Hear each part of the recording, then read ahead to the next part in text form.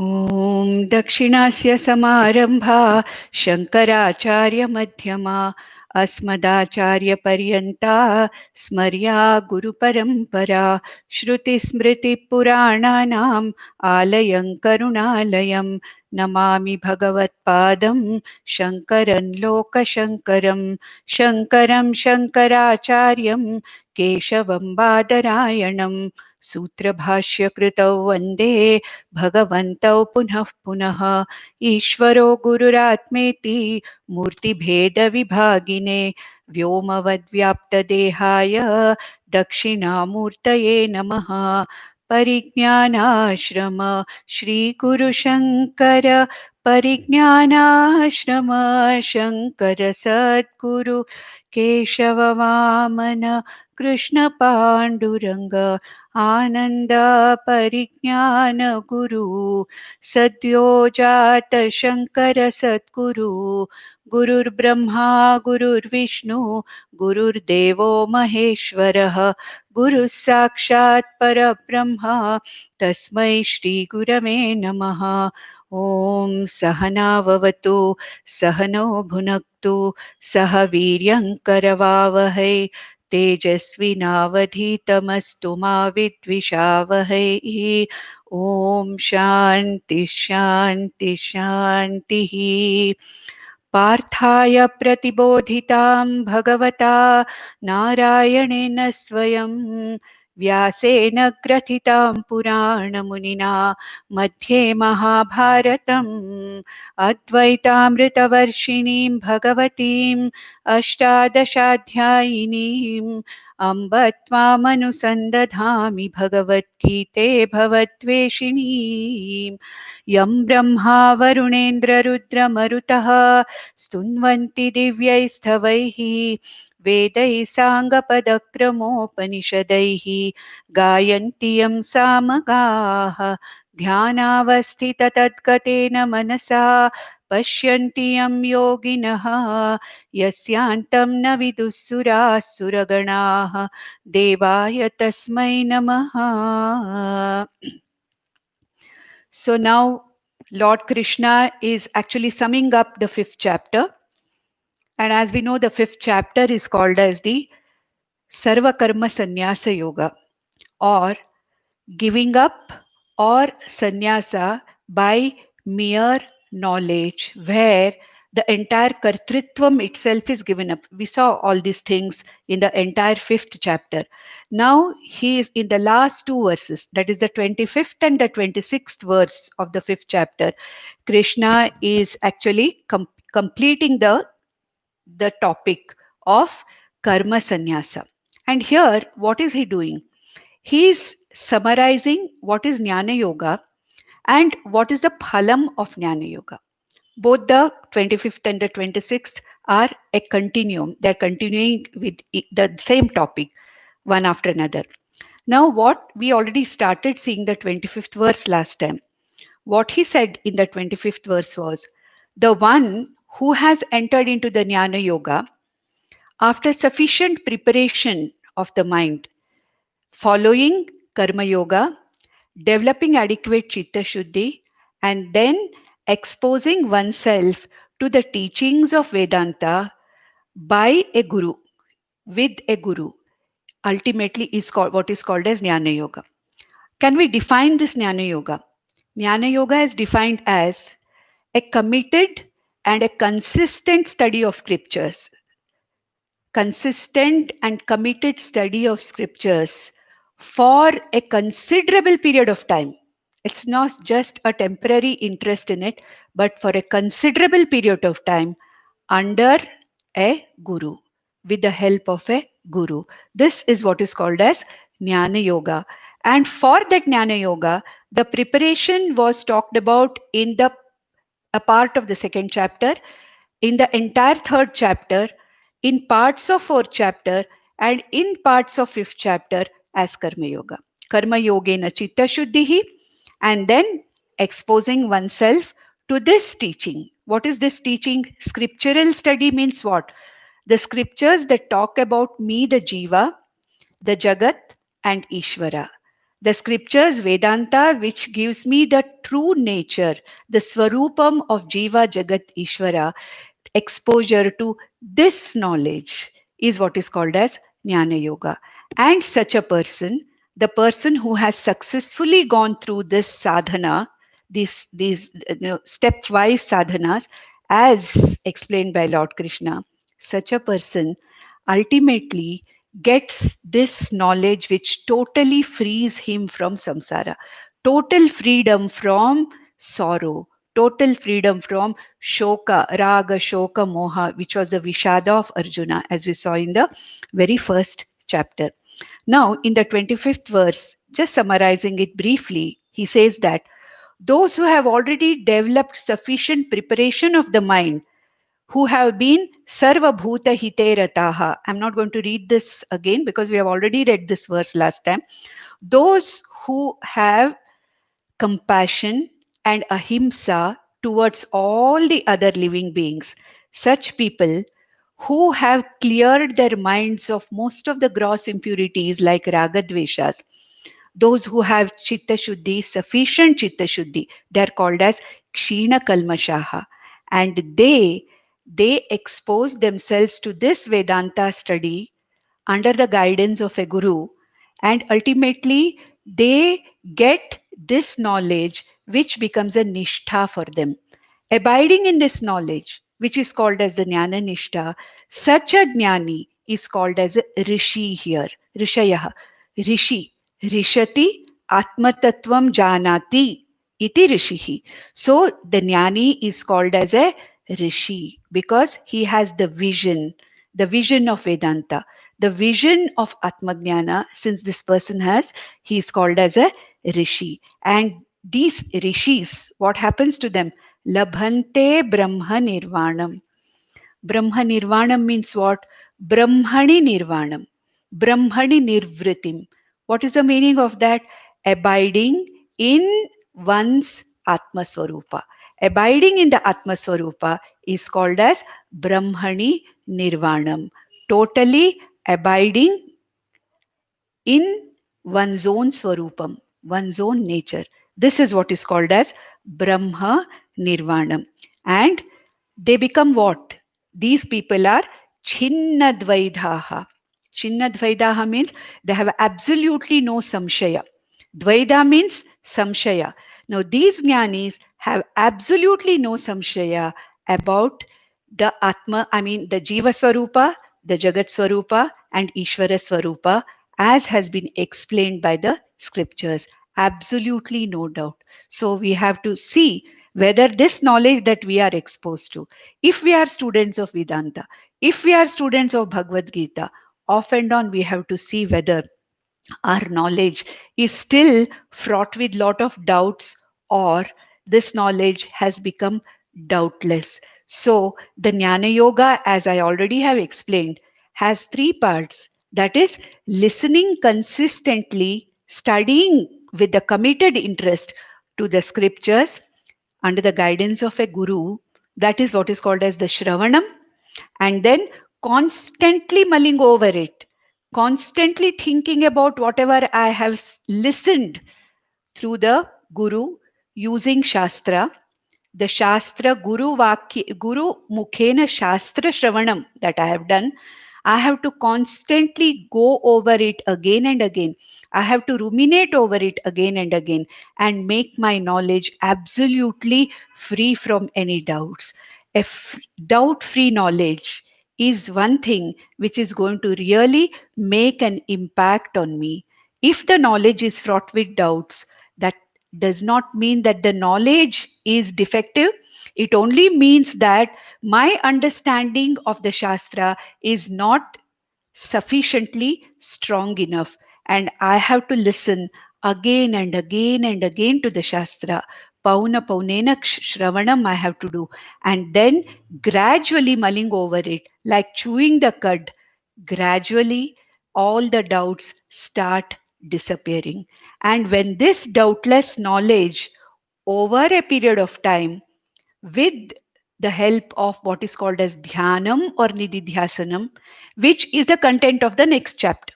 which is the content of the 6th chapter of the Bhagavad Gita, this knowledge becomes an assimilated knowledge. And such rishis or such jnanis are supposed to have attained. Attained means what? Those have actually abiding, those are actually abiding in themselves, in their own swarupa, and this is called as moksha. Now, Brahma Nirvanam labhante, it is said here. That means they get moksha. See, there is nothing to get here. Moksha is not something to be got. Moksha is something to be understood that I have always been a Mukta Purusha. I have never been bound. It is out of my ignorance that I have always considered myself to be a bound person. Actually speaking, I have always been a Mukta Purusha. Understanding that my Swarupam is that of Moksha. Moksha is my Atma Swarupam. This understanding is called as Labhante Brahma Nirvanam. That means I have assimilated this knowledge. Aham akarta abhokta atma brahma asmi iti. This knowledge has been assimilated and this becomes a spontaneous knowledge to me. See, this Atma Jnanam is a transformative knowledge. It has to transform me from a limited samsari to a limitless Brahman or Atma, to that limitless Brahman. That is the purpose of this knowledge, that it transforms me. And if this knowledge has to transform me, it has to become the truth for me. If any knowledge has to become the truth for anybody, it has to be an assimilated knowledge. It has to be a digested knowledge. What is the meaning of assimilated knowledge?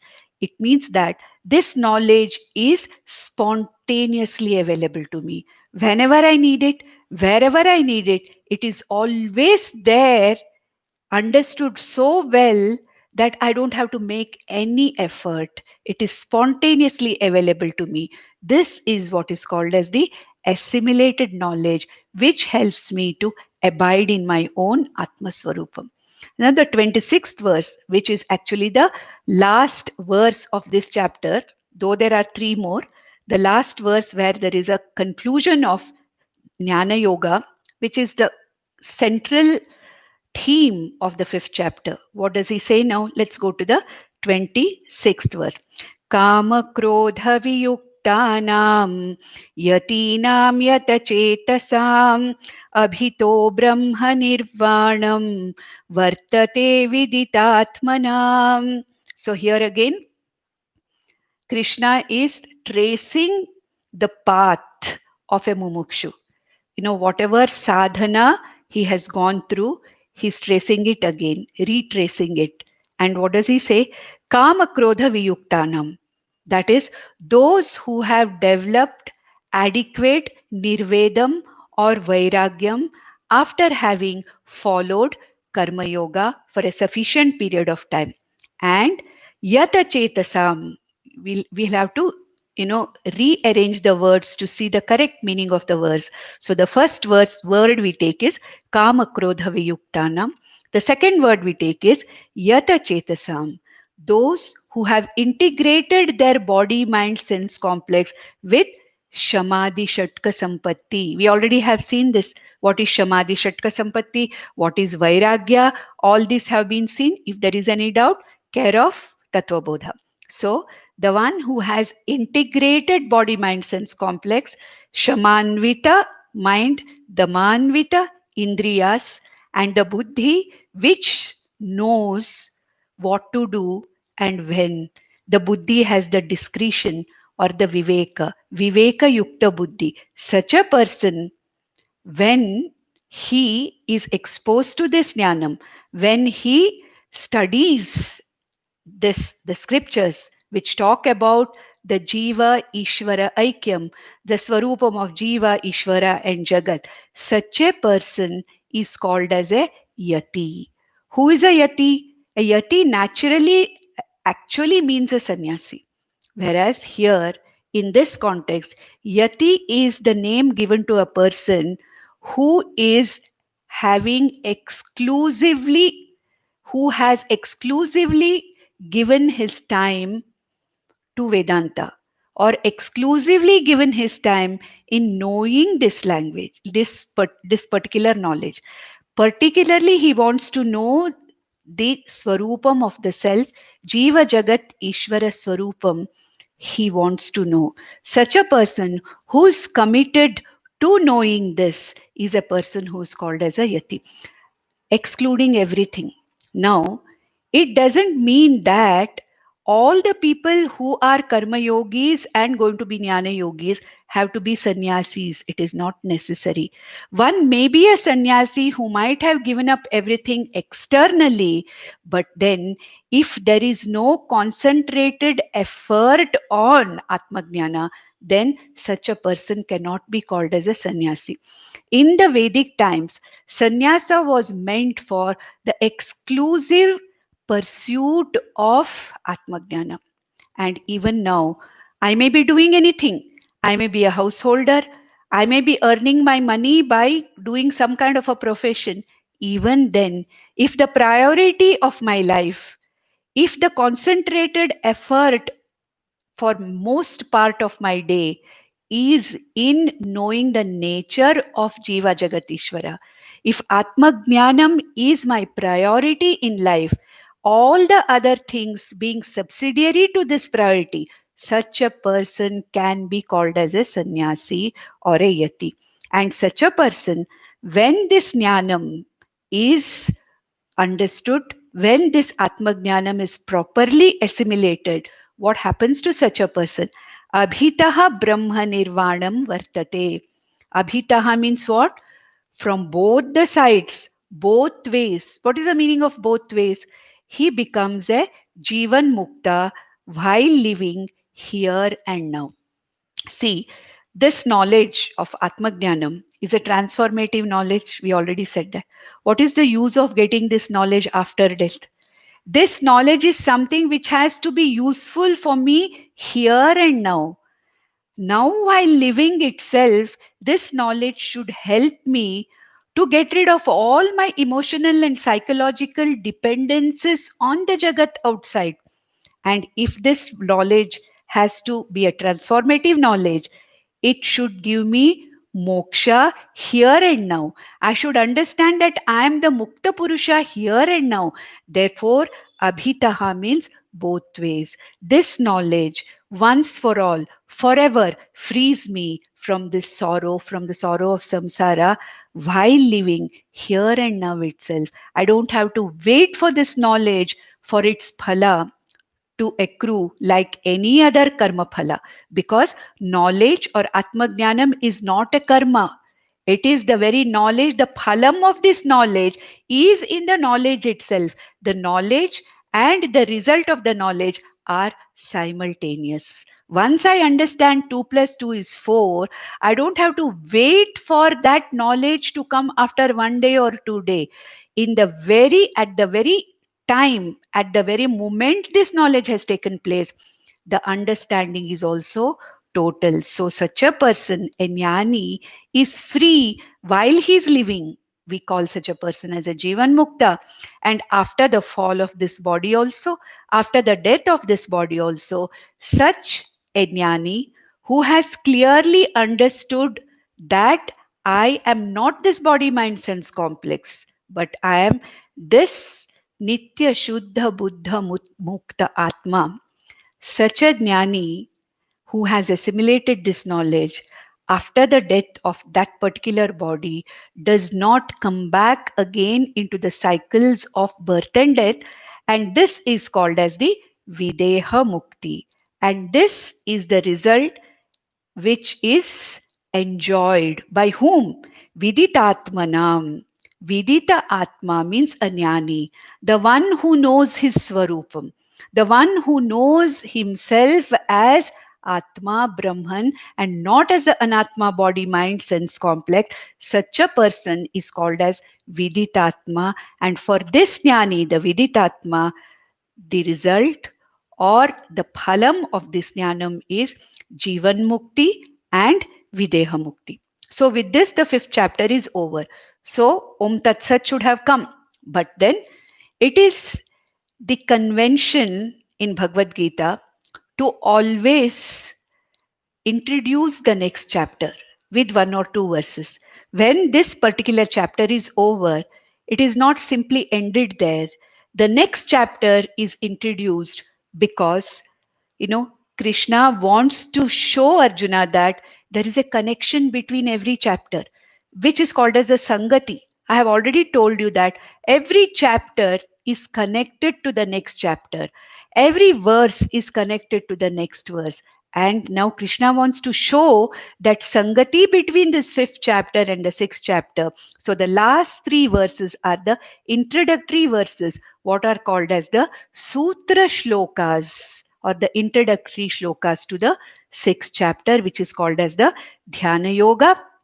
And I will not go too much into detail into this because Krishna is going to explain himself all the three verses in detail in the coming chapter. So 27th verse says, Sparshan kritva bahir bahyan चक्षुश्चैवान्तरे भ्रुवोः प्राणापानौ समौ कृत्वा नासाभ्यन्तरचारिणौ. Now, Lord Krishna is talking about the preparation for Dhyanam, which is going to be the topic of the next chapter. So, if I want to assimilate this knowledge that I have got by the study of scriptures, what should I do? I have to concentrate upon it, contemplate upon it, and do Dhyanam over it. And for that, what is necessary? Bahyan Sparshan Bahir Kritva. Let all the objects of the Jagat and people who are outside, let them be there. Why is Krishna saying this? Because what do we do normally? We carry all the outside objects, we carry the entire world within our minds, and we are constantly disturbed. So what he's saying is, let people be where they are. They are not in your mind, they are outside your mind in the Jagat. Let the objects of the world be wherever they have to be, wherever they are. Ishvara has kept them outside your mind. Let them be there. Don't keep whatever is outside you in your mind and struggle. If that is happening, then you will not be able to contemplate upon whatever you have imbibed so far by Shravanam and Mananam. And then Chakshushchaivantare Bhruvoho. That means withdrawing all the sense organs.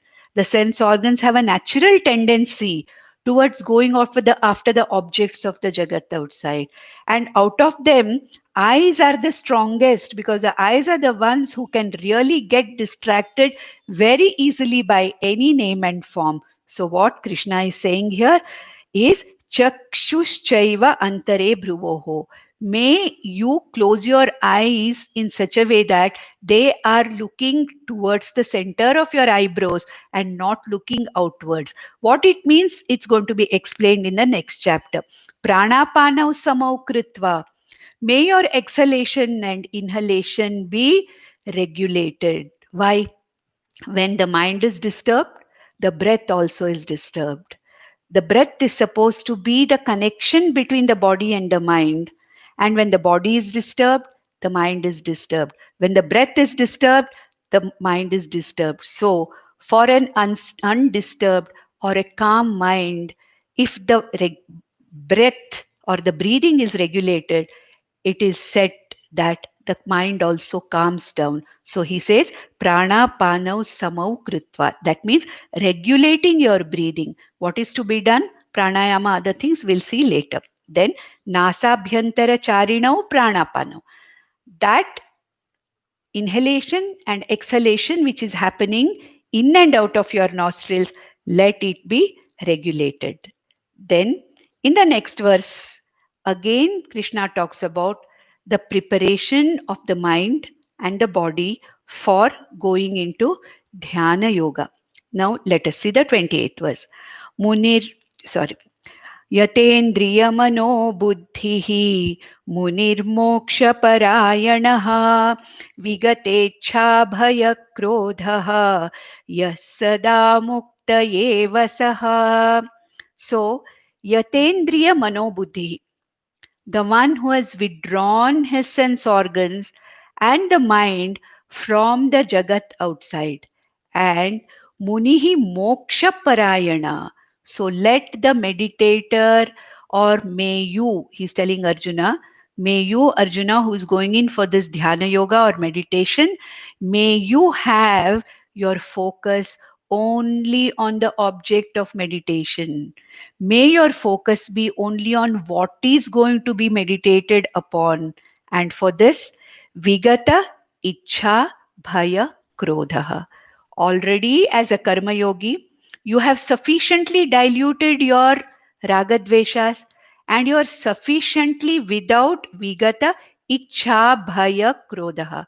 Already as a karma yogi, you have learned to handle raga, bhaya, krodha by your very attitude of karma yoga. And such a person, when he gets into the dhyana yoga, it is very easy for him to internalize the knowledge that he has got from jnana yoga. Yah sada mukta eva saha. And such a person, when he contemplates upon the knowledge that he has received by Jnana Yoga, he is surely going to start, he or she is surely he's going to abide in his Atma Tattvam. And what is it that this person has to contemplate upon? What is the dhyayam? What is it? What is the object of this meditation? Krishna said ultimately, may you be committed to the object of meditation.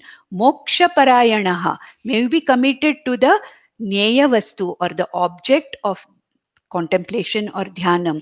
What is that contemplation of dhyanam? Krishna says, me here. Me means Krishna, and Lord Krishna says, may you contemplate upon me, on my Swarupam, on my real Swarupam as Atma or Brahman. And who is this me? Who is this I? Who is this Ishvara on whom you have to actually contemplate? Who am I? Bhoktaram yajna tapasam sarvaloka maheshwaram suhridam sarvabhutanam Nyatva shmam shanti mrichati. Now Krishna says, who is this I? Who is this Ishvara? Who is this Bhagavan on whom a dhyana yogi has to contemplate upon? He says, I am the receiver of all the offerings. Bhoktaram yajna tapasam. All your tapas, all your activities, all your actions which have been offered to me. I am the receiver of all your actions as a karma yogi.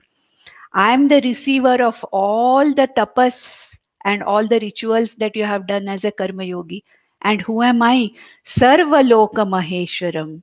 I am the ultimate Lord of all the beings of this entire universe.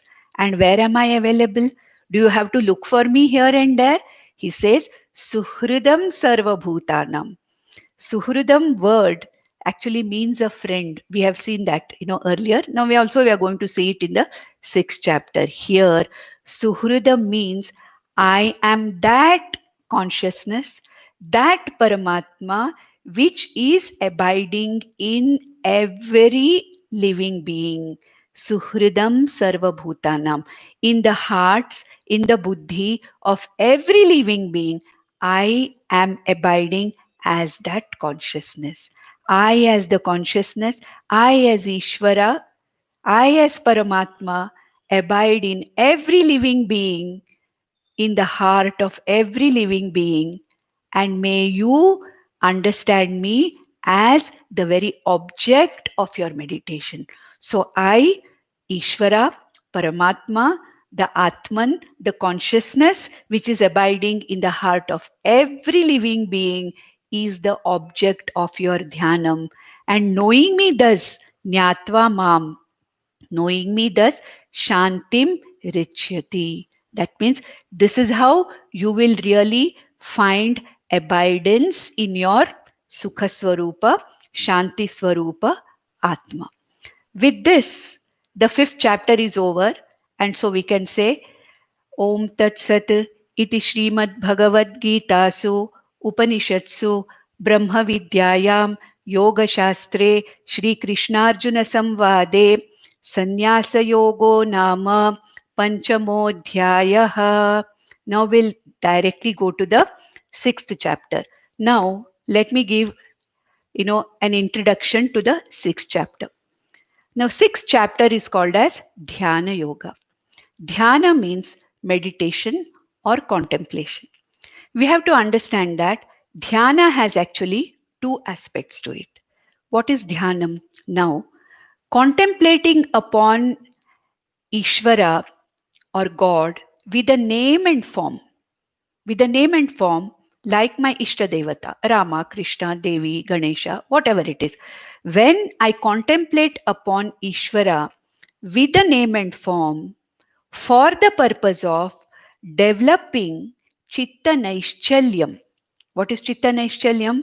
That is to develop the capacity to focus the mind, one-pointed focusing capacity of the mind, the capacity of the mind to concentrate upon the Dhyaya Vastu, or the capacity to concentrate upon whatever Jnana Yoga is going to present to me. Such a dhyanam is called as upasana.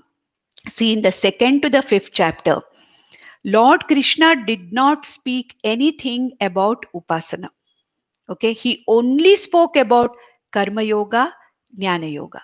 Karma yoga, jnana yoga in a variety of mixed forms.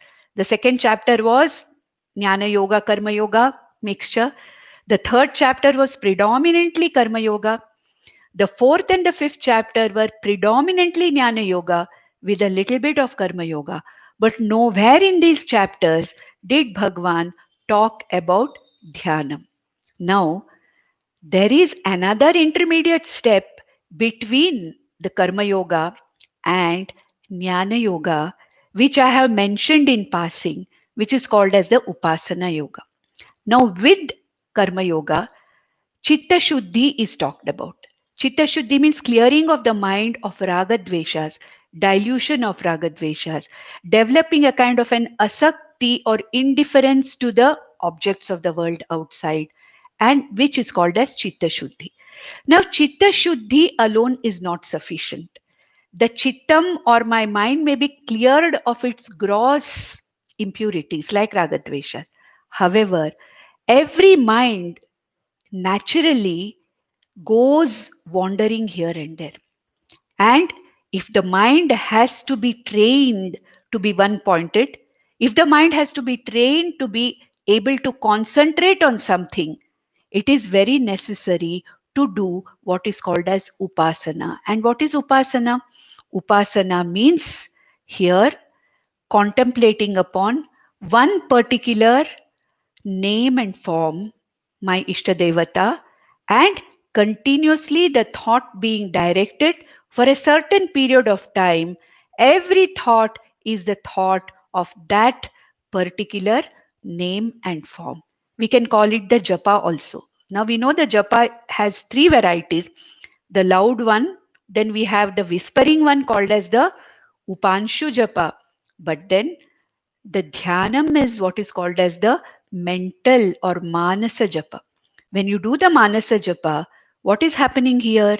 That every thought, I am trying to see that every thought that comes is the thought of this name and form, Saguna Ishvara. So what is called here as Saguna Ishvara Sajatiya Vritti Pravaha. What is Vritti? A thought. Sajatiya means what? A similar thought. Okay. And what is that similar thought based on? Saguna Ishvara. Sajatiya Vritti Pravaha on a particular name and form. My Ishta Devata, I choose any particular name and form and contemplate upon that for a certain period of time every day.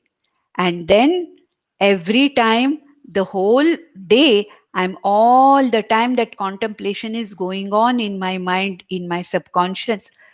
This is what is called as the Dhyanam on Saguna Ishvara, which is given the name of Upasana. And the purpose of Upasana is to bring the mind to one pointed focus and concentration. Chitta Naischalyam. So this is one aspect of Dhyanam. What is it that Krishna is trying to talk about in the 6th chapter? Let us see. Here there is another variety of Dhyanam which is called as Nididhyasana. What is this Nididhyasana? Now, a Karma Yogi has already developed enough of Chitta Shuddhi. He has already done enough of Saguna Ishvara Upasana in the form of Manasa Japa, developed the capacity to focus the mind one pointedly, single pointedly on what is being heard in Jnana Yoga, whatever the scriptural study he is doing. And such a person who has developed the capacity to listen to Jnana Yoga under the guidance of a guru for a sufficient period of time, and the one who is able to make his knowledge doubtless by mananam. Now, such a person, a Jnana Yogi, now we are talking of a Jnana Yogi, a Jnana Yogi who has heard sufficiently the scriptural truths, the Vedantic truths about Atman, about Atmajnana, about the nature of the Jiva, Jagat, Ishvara, under the guidance of a Guru, and he has made this knowledge sufficiently doubt free.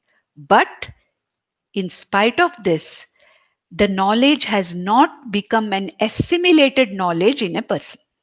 Now I have no doubt about Aham Brahmasmi. I have no doubt that I'm Akarta, Abhokta, Atma. It's doubtless knowledge because I've spent enough time in Shravanam and Mananam. But this knowledge has not yet become the transformative knowledge for me because I do not have the nishtha or the abidance in this knowledge. And why there is no nishtha or abidance in this knowledge? Because there are still some confusions in my mind which are called as the viparita bhavanas. Viparita bhavanas means still this, I'm the body, I'm the mind, I'm the sense complex. Still, it has not gone totally. Some amount of that confusion about Atma, Anatma is still there. Though I have heard enough for enough number of years, Atma Jnanam is theoretically, or what you call, I am very clear about it. What is Brahman, I know. What is Atma, what is Anatma, what is Karta, what is Bhokta. I am a Karta, Bhokta, Atma. I know everything. I am doubtless. I have no doubt. But at the same time, I am not abiding in this knowledge. And therefore, this knowledge has not transformed me from a samsari to a Mukta Purusha.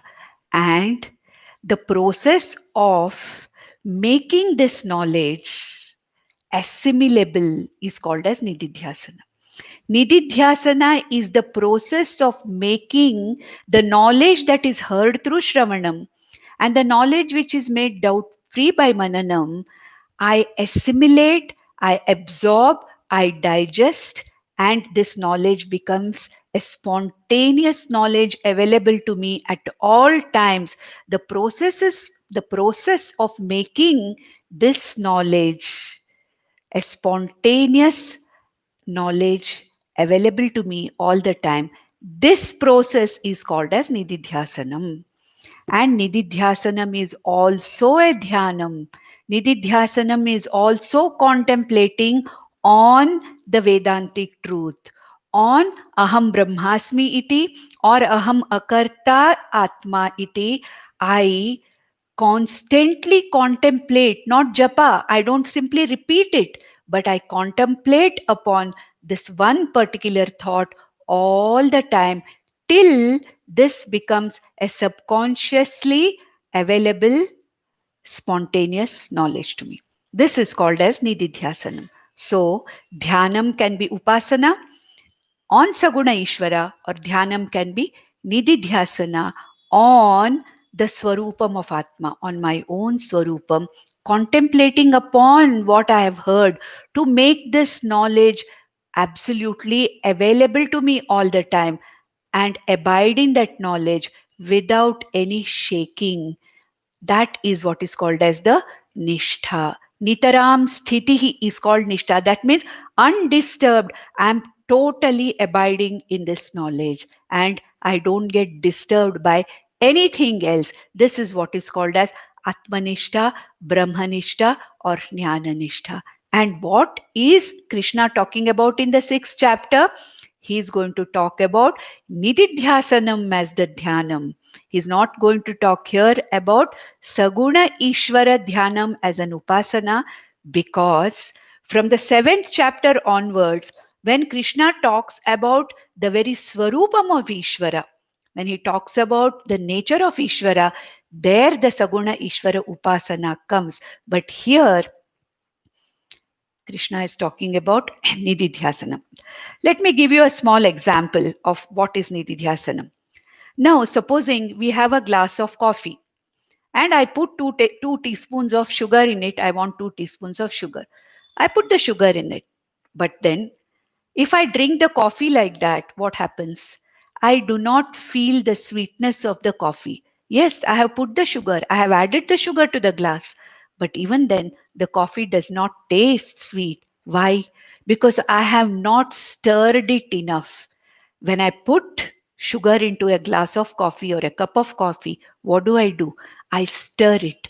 And the process of stirring, what happens? This sugar becomes assimilated in every droplet of that coffee. So, from wherever I drink coffee, from whichever part of the cup I drink coffee, the coffee is sweet. Why? Because the sugar that was added has assimilated itself and it has pervaded into every drop of that coffee. Nididhyasanam is the same thing. By Shravanam and Mananam, what have I done? I have added the knowledge. I have accumulated the knowledge. I have, got it, or I have taken the knowledge in. The knowledge of Atmajnanam, Jiva, Jagat, Ishvara, Swarupa, as explained by the Shastra, by the Guru, has been taken in. But then, for this knowledge to become an assimilated knowledge, a digested knowledge, it has to be available to me at every moment in all my actions.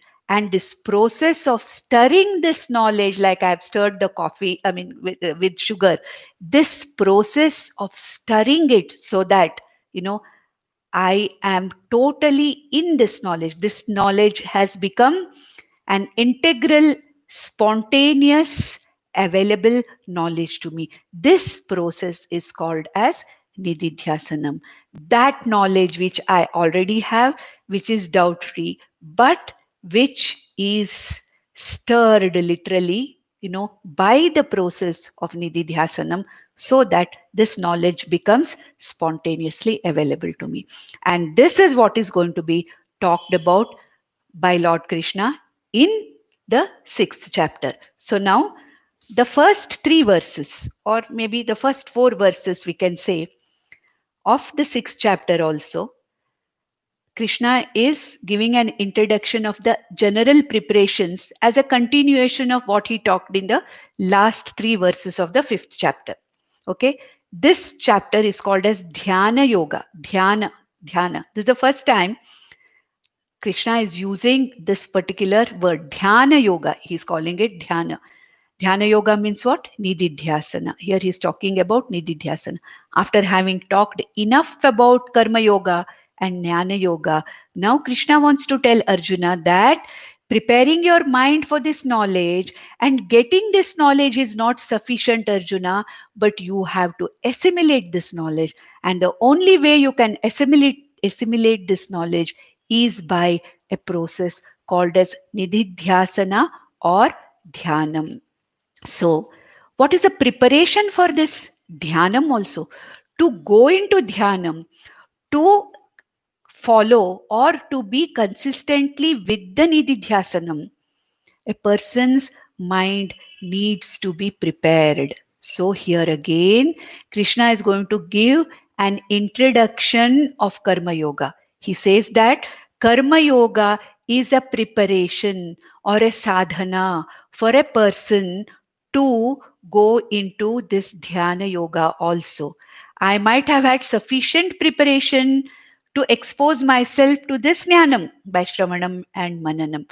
But then, unless I'm a karma yogi, unless I have got enough of Chitta Shuddhi and Chitta Naishchalyam through Upasana on Saguna Ishvara, it is not possible for me to concentrate upon what I've heard during my Shravanam. So here he gives Karma Yoga as a sadhana, not only for Jnana Yoga, but also for the ultimate part of Jnana Yoga called as Dhyana or Dhyana Yoga. So, what are the three steps of Jnana Yoga? Shravanam, Mananam, and Nididhyasanam. And this Nididhyasanam is called as the contemplation or Dhyanam on the knowledge which I have already acquired by Shravanam and Mananam. Now, again, Lord Krishna praises or Lord Krishna wants Arjuna to understand that Karma Yoga is most important for Dhyanam. Straight away, you cannot sit and meditate upon Aham Akarta Abhokta Atma Asmi, Aham Brahma Asmi, Aham Nitya Shuddha Buddha Mukta Atma Asmi. Iti, that contemplation is not possible unless you have prepared your mind sufficiently with Karma Yoga and Upasana Yoga. So the first verse says, Shri Bhagavanuvacha Anashritah Karma Phalam कार्यं कर्म करोति यः स सन्न्यासी च योगी च न निरग्निर्न चाक्रियः. So he says, who is a karma yogi? Anashritah karma phalam. The one who has done all that had to be done by him. Maya idam kartavyam iti. Karyam karma karoti means what? The second part of the first line. Anashrita karma phalam. Karyam karma karoti yaha.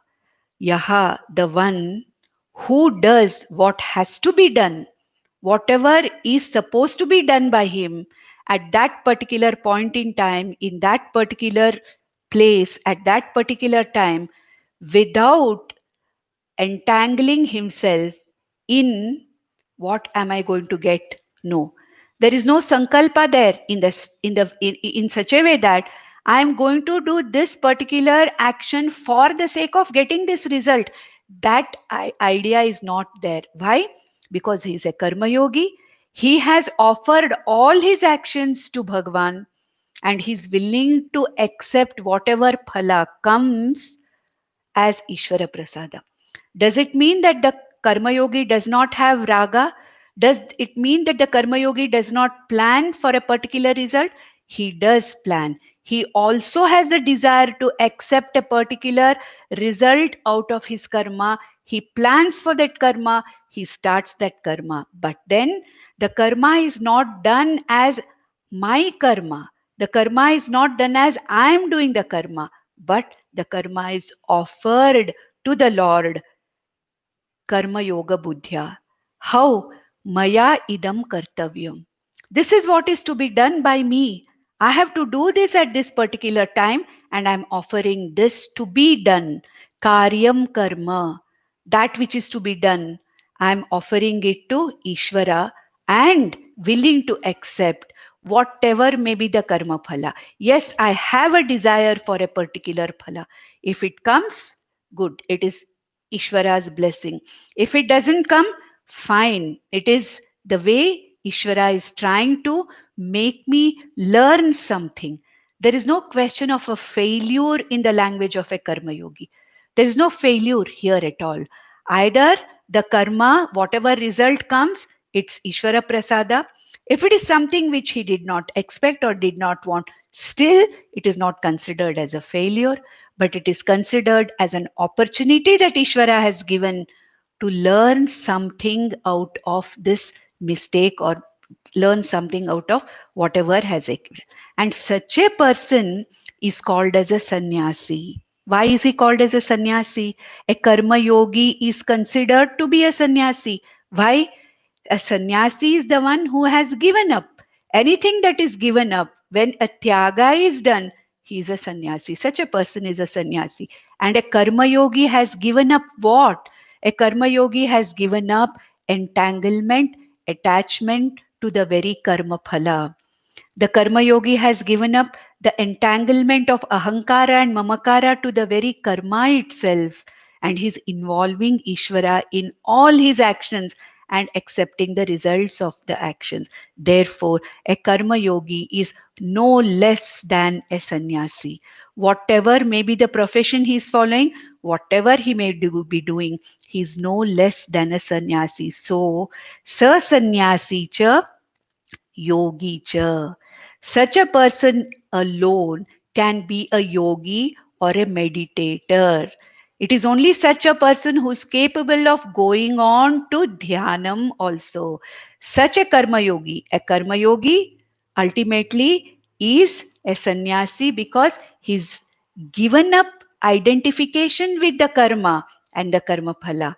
And such a person is also called as a yogi because he is capable of meditating on Ishvara for Chitta Naischalyam. At the same time, he has a prepared intellect for Nididhyasana when he has exposed himself to Atmajnanam. And like a sannyasi, na niragnir na cha akriyaha. A sannyasi who has taken an ashrama sannyasa. An ashrama sannyasa is niragnihi. What is the meaning of niragnihi? An ashrama sannyasi has given up all the rituals, all the fire rituals. Therefore, he is called as a niragnihi. And he has given up all the other karmas, which are vihita karmas, which are enjoined for other ashramis by the Vedas. So he has given up the Grahastha karmas. He has given up all the other karmas.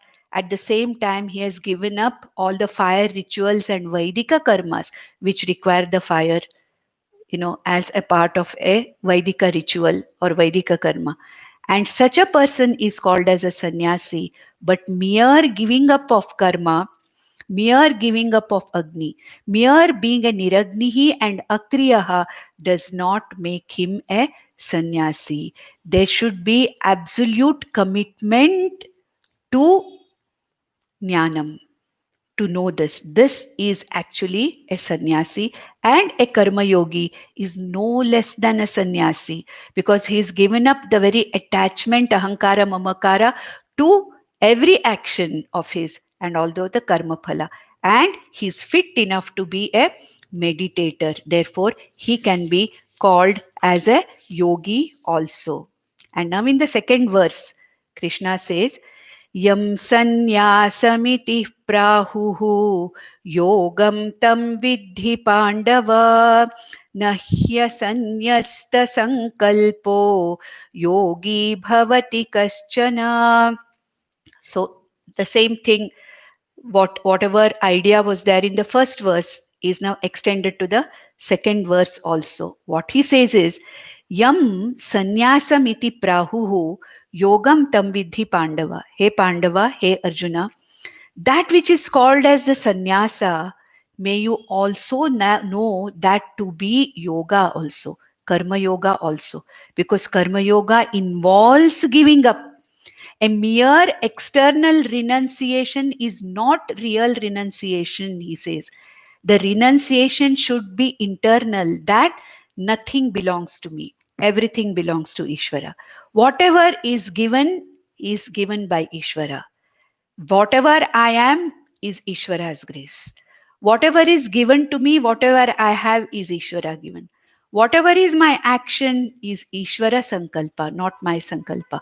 Whatever phala I am getting out of action is Ishvara Prasada.